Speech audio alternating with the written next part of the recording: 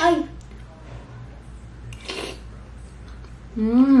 So, yun na guys. Meron na tayong mga ingredients ngayon. Ayan, meron tayo ditong suman sa lihiya. So, ganito guys yung itsura sa suman sa lihiya. Pa-square siya. And, meron din tayo ditong cocoa powder at sugar. White sugar. Kaya tara, simulan na natin. So, ayan na. Binalatan ko na yung mga suman sa lihiya. Pero, syempre, gawa muna tayo nung Milo soup. Ayan. Pero yung Milo soup, tinanong ko naman si Ka-Food Trip, hindi naman daw talaga Milo yun. Cocoa. So, ayan, gagamit tayo dito ng cocoa. So, tayo ang magtitimpla nito. Ayan, lagay tayo ng cocoa powder. Try muna natin 2 tablespoon ng cocoa powder. Parang napadami nga ata ako. Siyempre, lagyan din natin siya ng sugar. Ayan, para tumamis. Hindi ako sure kung nilalagyan nila ng milk yun. Pero kasi yung color nang nakita ko, parang medyo light brown.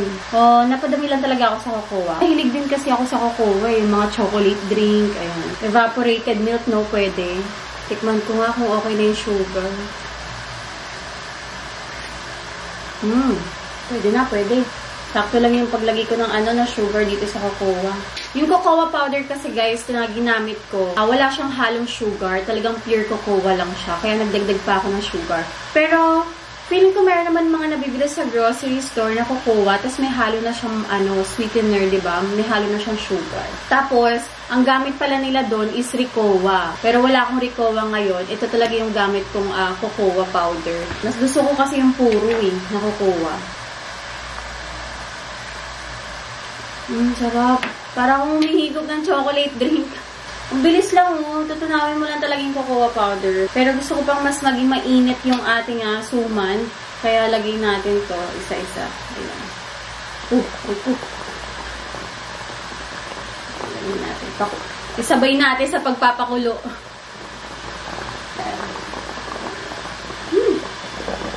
Bango! O diba, kung malayo kayo doon, kasi nakita ko, napanood ko yun, Laguna. Sa Laguna pa siya, ang layo sa amin. Tsaka, hindi na rin ako pwedeng masyadong bumiyahe. Kasi nga buntis ako, diba? Kaya, ayan, sa mga malalayo, pag hindi kayo makapunta, gawin nyo na lang sa bahay nyo. Ang dali lang. 3 ingredients lang to, diba? Cocoa powder, sugar, and yung suman sa lihiya. Gusto ko kasi na mainit na suman, kaya ibabad pa natin siya ng onti dito sa cocoa. Ang dark na nagawa akong supo. Try kaya natin lagyan ng ng evaporated milk. So, naghanap ako ng evaporated milk sa labas. Wala akong nakita. Meron akong soya milk. Pwede na yan. Pero syempre, try muna natin na walang halong gatas. Pero feeling ko masarap paglalagyan nyo pa nga ng evaporated milk. Natin ng chocolate soup.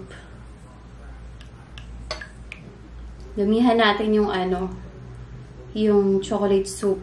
Tapos na natin guys, yung ginawa natin suman sa lihiya na may chocolate soup. Tara, kain na tayo!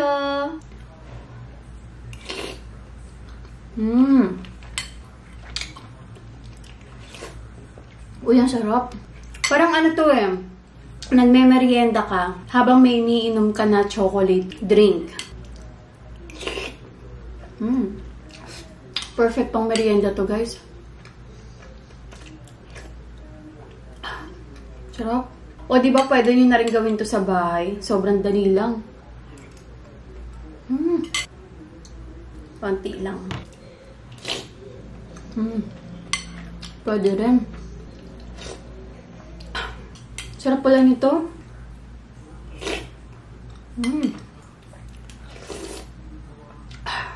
Patikim natin kay Manuel.